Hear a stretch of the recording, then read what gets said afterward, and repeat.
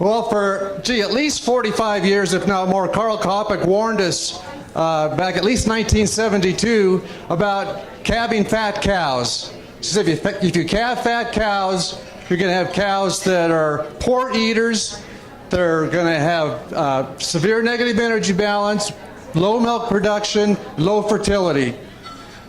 So we know you don't calve fat cows. We don't need a psychic to tell us the future performance of cows that are fat at calving. Although I would say even psychics can have their bad days. That was a joke, guys. Okay.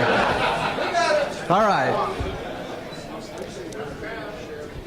Now, even though we know we're not supposed to calve fat cows, we persist in feeding diets that are supplying nutrients, energy, protein that are really above the requirements for maintenance and pregnancy.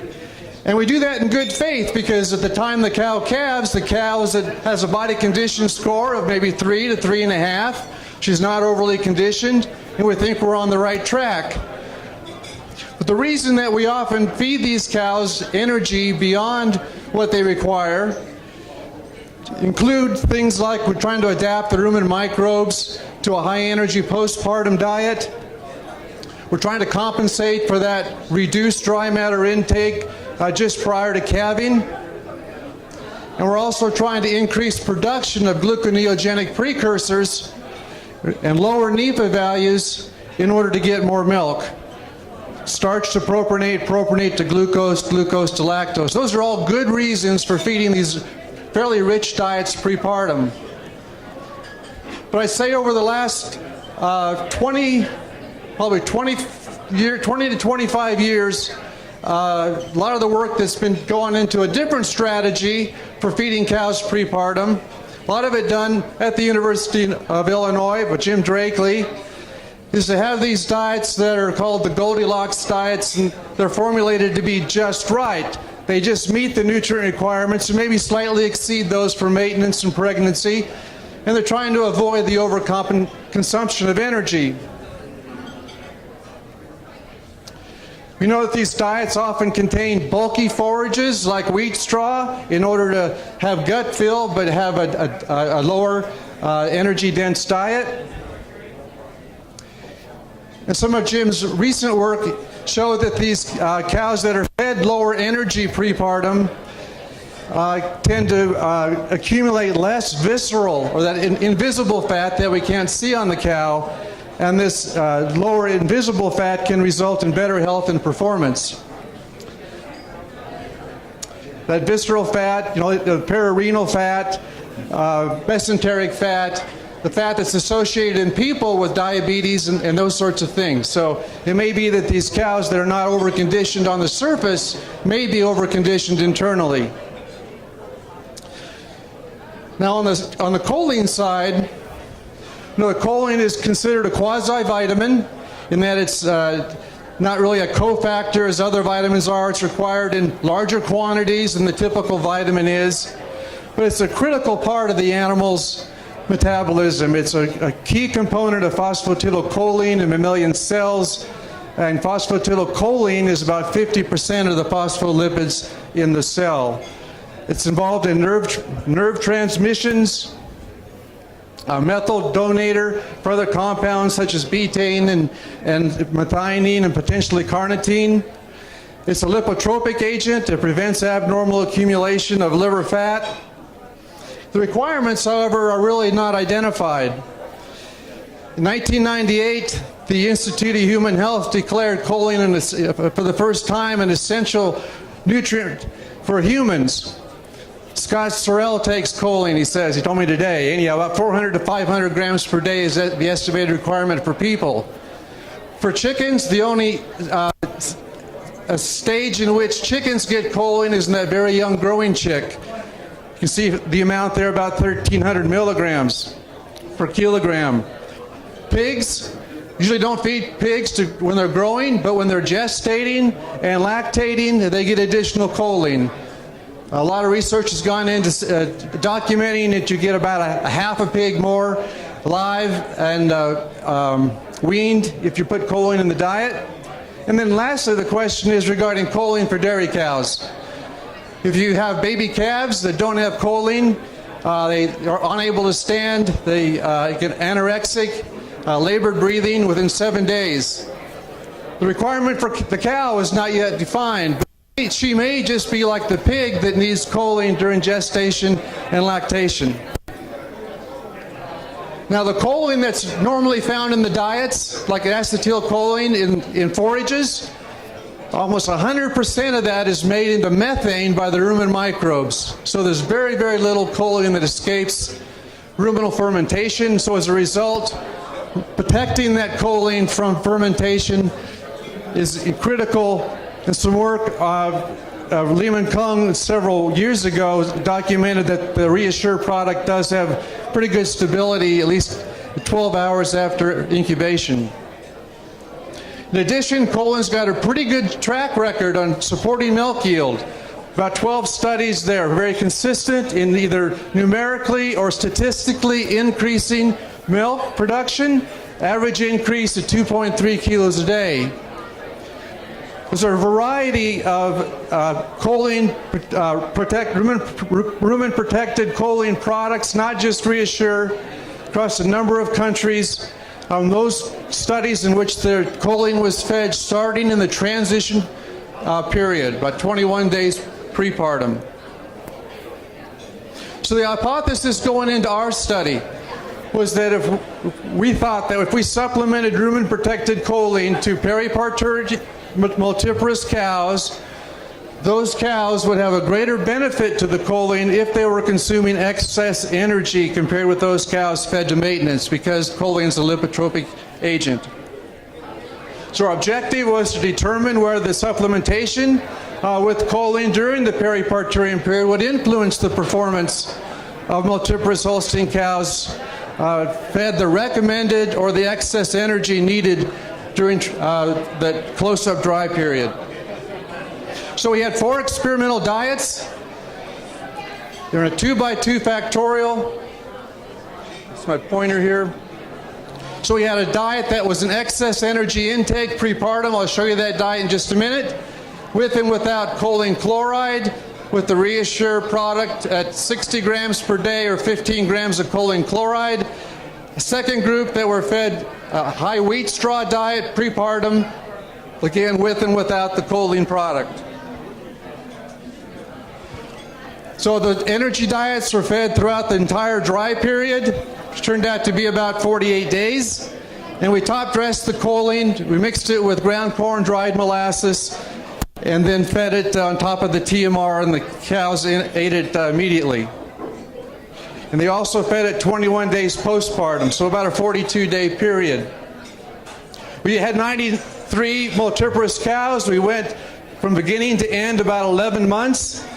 From the dry off to, we went 105 days in milk.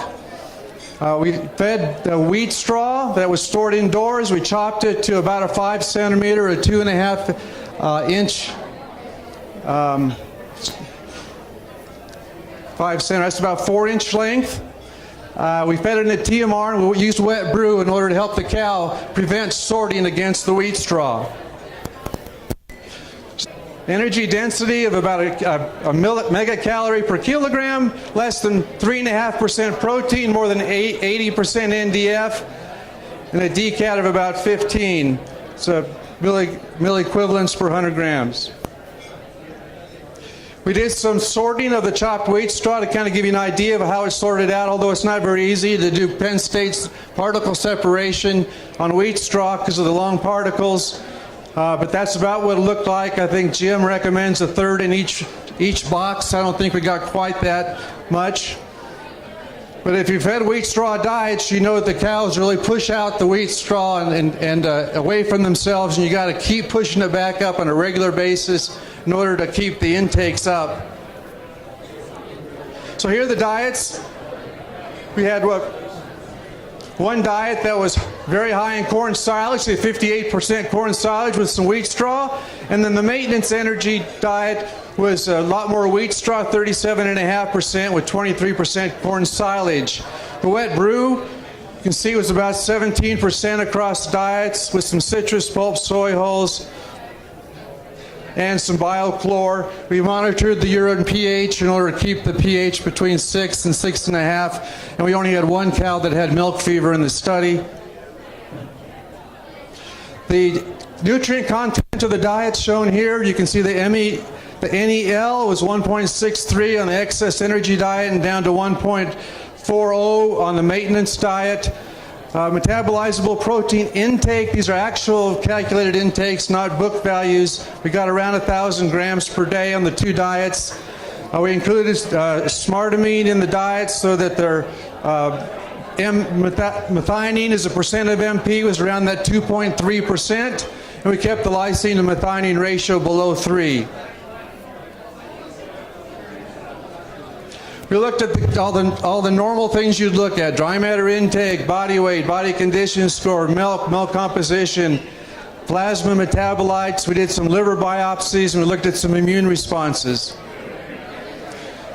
We used the appropriate stat analysis, where we used proc mixed over time, contrasted the prepartum energy factor, the choline factor, and the interaction. Tested significance at the 5% level. So a little descriptive table here on the groups. So we had about between 21 and 25 cows per treatment group. They were weighing around 750 to 723 kilograms. The dry off, body condition score average of 3.5. The cows calved about 4 days early, so the amount of time they were getting the choline prepartum was 16 to 17 days. The calf body weights were all the same, around 42 kilos, with the exception of the wheat straw, no choline group, and we had 6 cows that had twins in that treatment, and that's why we have higher body weights for that particular group.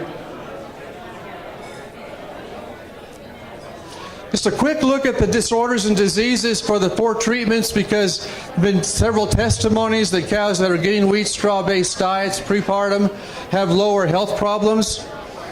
These are not statistically analyzed, but you can see we have around 46 to 47 cows in each group. So if we look first at the energy component, things that stand out were that the cows that were getting excess energy prepartum had about twice the amount of cows had high BHBA values, more than 2.9 millimoles per liter. Another important factor here is, again, about twice the percentage of cows that had digestive problems when given this is postpartum, when giving the prepartum high energy diets.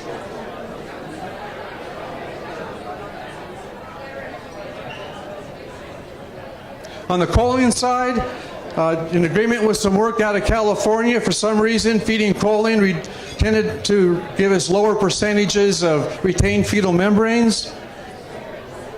And we did see greater percentage of cows with elevated BHBAs, about twice as many there. We think that's probably due to the fact that those cows were producing more milk, which we'll show in a few minutes.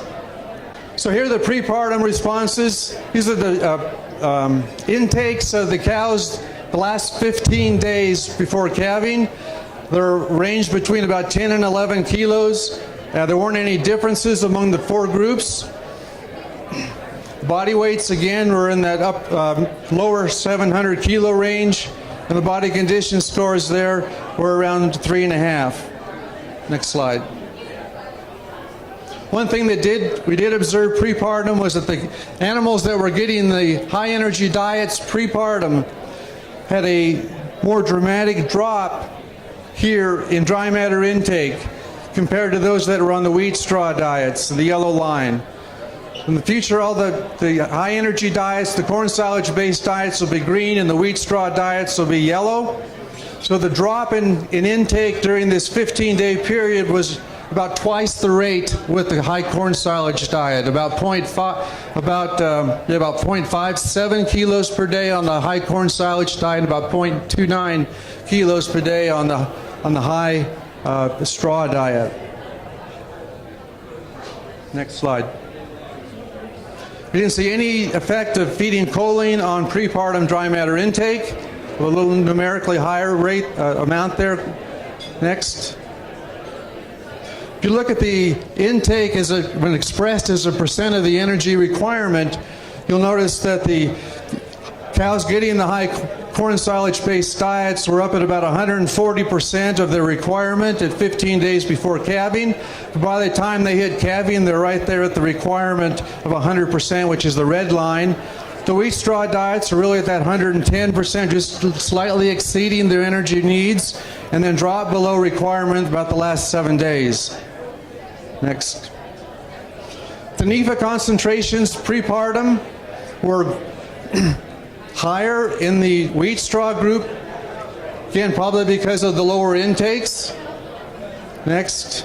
And the glucose concentrations also were lower, inverse to what we saw with the NEFA concentrations, again likely due to the lower intakes. Next. Moving on to the postpartum results. Next. One of the interesting things we've seen that we've not seen reported before is that the effect of choline feeding on colostrum quality.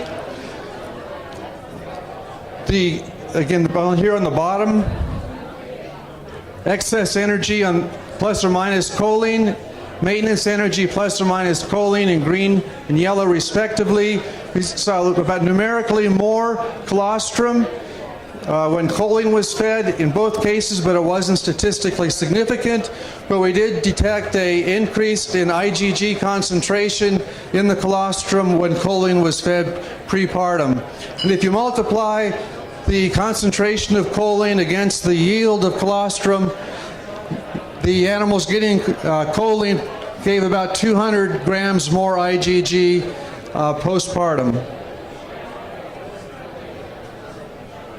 Dry matter intake, since we did not see hardly any interactions with dietary energy prepartum and choline feeding, I'm going to be showing you the main effects of the two factors in this set of slides. So the first we're going to address is the effect of prepartum energy on the postpartum variables. So here we have dry matter intake as a percent of body weight, and the cows that were fed the high wheat straw diets prepartum ended up having significantly greater intake postpartum.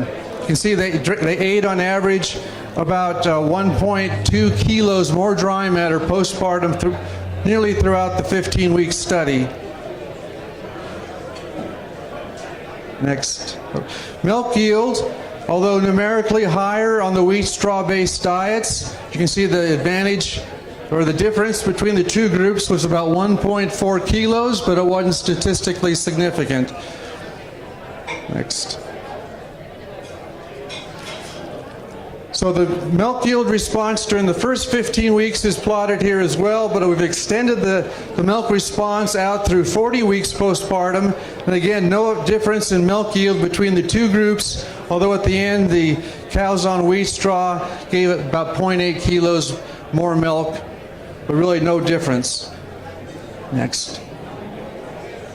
Okay, so the body weight difference, the change in body weight postpartum was pretty interesting in that they lost the body weight at about the same rate after calving, but the animals that were getting wheat straw prepartum started gaining back their body weight sooner. They started returning to prepartum body weight at about 6 to 7 weeks, whereas the corn silage-based diet-fed cows really didn't start making that turn until about 14 to 15 weeks postpartum. Next. Along with that, we did pick up some differences in NEFAs and BHBAs, with again the high energy prepartum diets having higher mean NEFA values, 502 versus 453. And higher BHBAs of 0.54 versus 0.44 throughout that first 5 weeks. So when you look at the energy balance of that two groups of cows, there was an energy effect in that the cows getting the corn silage excess energy diet prepartum were more negative energy balance for most of that 15 weeks, but not the whole time period. So there's an interaction at the 7% level. But these animals here were more negative at week 2, down here about negative 12 megacals versus about negative 8 megacals. Next. With these negative energy balances and higher BHBAs and higher NEPAs, you might expect to see effects at the liver, and that's what we did see. So these are the liver triglycerol concentrations of the two groups. Those that were getting fed the extra energy had a mean liver fat of 10.7%. The red, yellow, and blue bars there represent days of 7, 14, and 21 days postpartum when the biopsies were taken. So as you expect, the numbers kind of decreased with increasing days in milk. But those cows on the maintenance prepartum diet had about 2.2% less fat in their liver during that 21-day period. Next. On the choline side, we didn't see any differences in dry matter intake between the two groups postpartum. There's about a 0.6 kilogram numerical difference for the choline group, but nothing statistical. Next. The milk yield, those first 15 weeks, favored the cows getting choline as the 9% level. So the cows were fed the choline, again, for that 42 days, approximately 3 weeks prior to 3 weeks postpartum. And that milk response of 2.2 kilos extended through the 15 weeks postpartum. Next.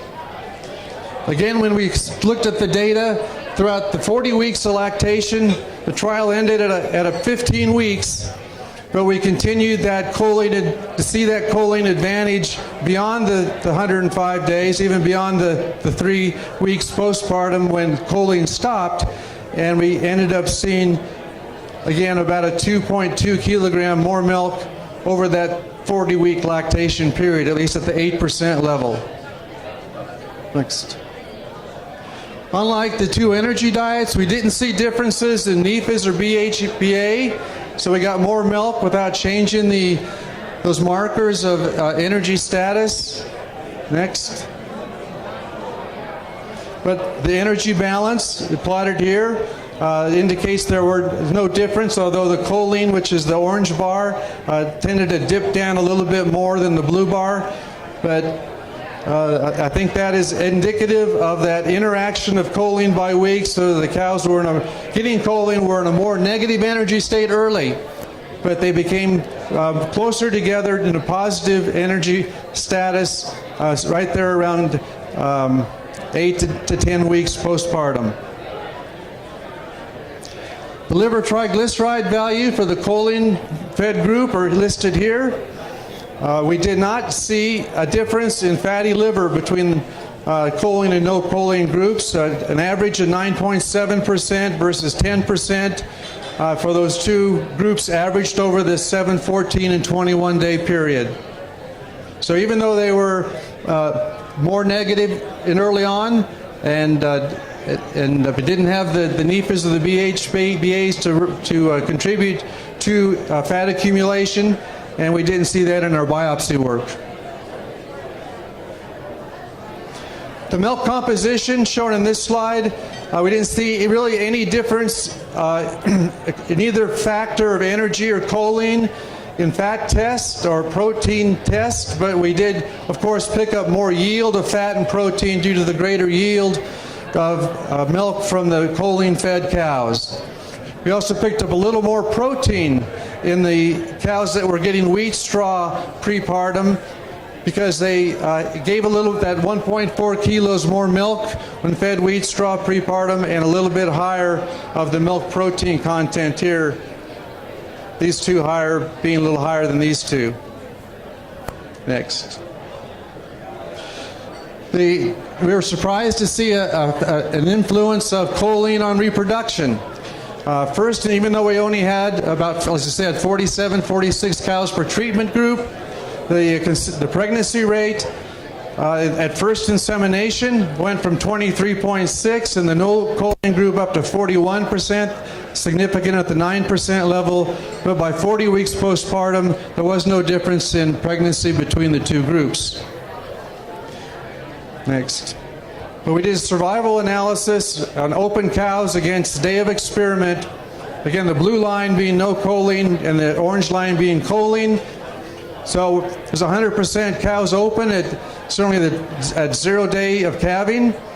Once breeding starts there around 75, 80 days, you start getting cows pregnant. And the pregnancy rate we said was higher at the first insemination. So when you calculate average days to pregnancy in this data set, the no choline group was at 143. And the choline group was a 123, which is a 20-day difference, but it was only significant at the 0.14 level. So nothing there, but again, we had about 47 cows per treatment. Next. So summary from the Goldilocks standpoint, when we compared with feeding to maintenance, the overfed energy, we overfed energy by 40% during the dry period, that resulted in a greater decrease in dry matter intake during that close-up period, a much greater drop compared to the wheat straw group. We saw a greater incidence of elevated BHBAs and digestive problems in those cows being fed corn silage, high corn silage prepartum. We saw lower intakes of dry matter significantly at 1.2 kilos postpartum, with about a 1.4 kilogram loss in milk, though not significant. Next. Our liver triglycerides through 21 days were higher in those cows that were overfed energy prepartum. And it took longer for those cows postpartum to get their body weight going back in a positive direction compared to the wheat straw-fed cows. And then the choline summary. Again, we supplemented the choline chloride at about 15 grams per day. Ended up being about 17 days prepartum through 21 days postpartum. We did that. This resulted in at least numerically a lower incidence of retained fetal membranes, digestive problems, but again, greater elevation of blood BHBA. We saw a greater concentration of yield of IgG and colostrum. We got 2.2 kilograms per milk and more milk components, both at 15 and at 40 weeks postpartum, regardless of the prepartum diet.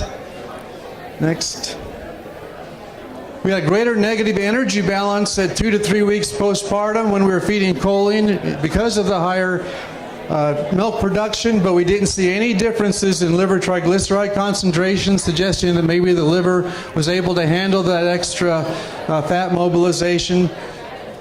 And then last, we did detect greater pregnancy at first service for that choline-fed group cows. Thanks for your attention. Thanks for being here tonight.